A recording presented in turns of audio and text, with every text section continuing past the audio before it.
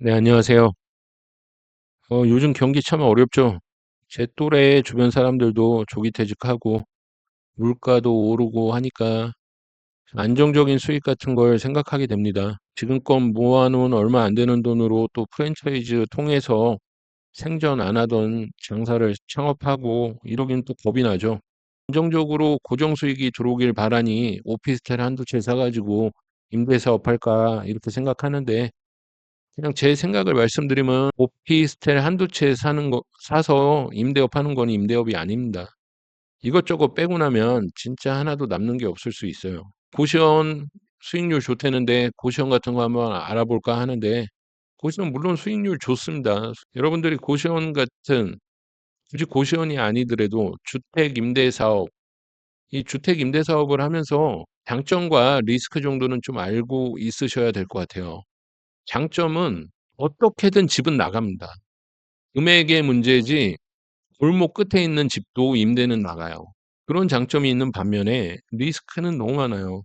그중 좀 굵직한 거 얘기하면 나가는 집 안에서도 공실 리스크가 있다는 거예요. 1번부터 10번까지의 집이 있는데 내 집이 10번의 포지션이 돼 있다면 난 10번째에 나가는 거예요. 수요가 9명밖에 안 오면 내 집은 안 나갈 수도 있다는 얘기죠. 항상 경쟁을 하는 거예요. 그 지역에 나와 동일한 지역에 나와 동일한 이 주택을 가지고 있는 사람들과 저는 항상 경쟁을 해야 됩니다. 입지라는 거는 이미 정해져 있고 그 내부의 컨디션도 유지를 해야 되는 부분도 있고 그런 부분들이 계속 발생하는 겁니다. 그리고 또 금융 리스크 있죠. 전부 내 돈으로 하면 이건 없어지죠. 그렇게 쉽지 않잖아요. 금리가 조금만 오르게 되면 또 힘들어집니다. 이게 또 이자 내고 나면 뭐 남았나 싶기도 하고 '내가 뭐 하는 짓인가.' 하기도 하고 뭐 그런 생각 드시기도 할 거예요. 여러분들이 제일 견디기 힘든 리스크가 제가 생각하기엔 임차인 리스크입니다. 진상바가지 하나 들어오면 여러분들 진짜 스트레스 엄청 받습니다.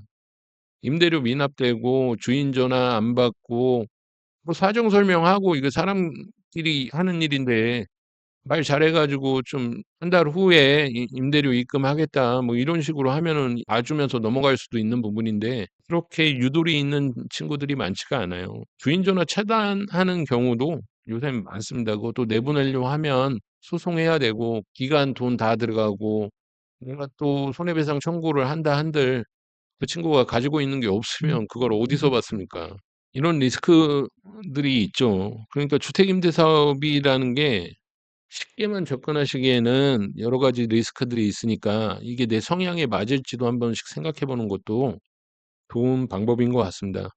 뭐 1층 상가, 1층 상가도 이런 리스크에서 자유롭느냐? 그렇지 않아요. 1층을 구성하던 업종이라는 게 쉽게 얘기하면 요식업이랑 판매업이었는데 지금 이 판매업들이 전부 온라인으로 들어가 있습니다. 그런 임대료를 지급하면서 1 층에서 판매업을 하려고 하질 않아요. 다 온라인으로 들어가 있고 소비자인 우리도 연세가 있건 나이가 어리건 간에 온라인으로 이 물건을 구입한다는 게 전혀 어색하지 않은 시대가 됐어요. 그럼 1층 상가를 구성하던 큰 두 줄기 중에 한 줄기가 없어졌으니 1층 상가의 이 임대도 만만치가 않은 겁니다. 그리고 요식업을 하시는 분들도 임차인 리스크가 없는 분이 아니에요. 어떤 상황이 발생할지도 모른다는 거죠. 그러면 우리는 이 부동산을 하면 맨날 단기 매도 이런 것만 해야 되냐. 나는 조금 안정적인 수익을 받고 싶은데 하는 분들한테 저는 지상층 상가 그게 경매가 됐건 미분양 상가를 매매하게 됐건 지금 상당히 저렴한 가격으로 매매할 수 있는 상황이 됐어요. 요런 상황에서 '지상층 상가를 이용하는 것도 괜찮지 않나.'라고 생각합니다. 흔히 얘기하는 공유 오피스라고 하죠. 근데 저는 그 공유 오피스라는 개념보다는 예를 들어 지상층 상가가 한 구자에 대충 30평 남짓이 됩니다. 그러면 세 구자 정도가 되면 100 평이죠. 100평 공간을 10평 이하의 사무실로 전부 쪼개서 그냥 임대를 하는 거예요.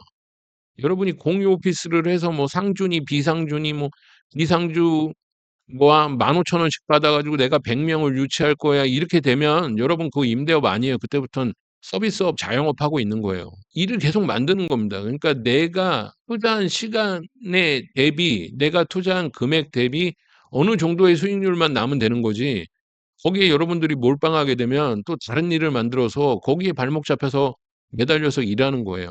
만약에 투잡이라면 그때서부터는 투잡이 안 되는 거고 뭐 이거에 나는 그래 이거 정서에도 맞고 내 성향에도 맞고 하겠어. 그러면 그거 괜찮습니다. 그렇게 하셔도. 근데 부동산 투자, 경매 투자로 접근했을 때는 저는 그건 아니라고 생각합니다. 그냥 쪼개서 임대 놓는 방향. 이게 경기가 안 좋고 뭐 장사가 안 되고 그렇다고 해도 다시 또 생각하면 또 1인 창업자는 늘어나고 뭐 많잖아요. 유튜버도 있고 크리에이터도 있고 뭐 쇼핑몰을 하는 친구들도 있고 이런 1인 창업자는 늘어나는데 그 친구들이 필요한 상가의 사이즈가 그렇게 많지 않아요. 친구들은 커야 10평 평이면 되거든요. 틈새 시장을 한번 노려보는 겁니다. 유리벽으로 칸막이 막아 놓은 공유 오피스보다는 정확하게 잘라 줘서 호실이 구분된 그런 자그마한 이 오피스 공간을 더 원할 수도 있다는 거예요. 여력이 되시거나 친인척끼리 모여서 경매를 하시는 분들한테는 유리할 수 있습니다, 여러분. 이게 한 층을 다 받아도 지금 그렇게 큰돈이 들어가지 않는 상황이 돼 버렸어요. 이 상가에 입찰을 들어갔을 때 그 정도로 이게 저감률이 크고 낙찰이 안 되는 상황이 돼 버렸는데 여러분들이 그걸 들어가셔서 그 한 층을 우리가 흔히 예전에 상가 분양할 때 제일 많았던 것 중에 하나가 메디컬 센터죠. 뭐 여기 뭐 내과를 유치했습니다. 여기 뭐 피부과를 유치했습니다. 근데 여러분들이 그 한 층을 다 이 운영할 수 있다면 그게 오피스 센터라는 이름을 붙이면 안 될 이유가 전혀 없죠. 그 층이 그냥 센터가 되는 겁니다. 메디컬 센터 운영하듯이.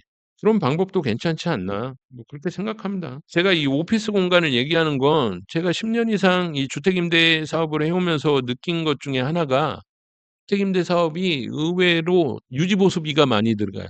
조그마한 냉장고 하나 갈아 줘도 3 0만 원이 훌쩍 넘어가 버립니다. 사무 공간이라는 거는 여러분이 꾸며 놓고 할 이유가 없어요. 공유 오피스나 책상 갖다 놓고 의자 갖다 놓고 하지 10평 정도 10평 이하로 쪼개 놓은 이 사무 공간에는 본인들이 다 유지를 합니다. 그런 부분도 상당히 메리트가 있다고 생각해요. 근데 문제는 그거죠. 아무래도 역세권으로 유지하는 게 중요합니다, 이 오피스는. 입지가 전부라고 생각하시면 돼요. 그 입지가 괜찮으면 흔치 않은 10평 이하의 공간 그리고 독립된 본인의 사무실 충분히 임대 가능하고 충분히 메리트 있는 사업이 될 거라고 생각합니다.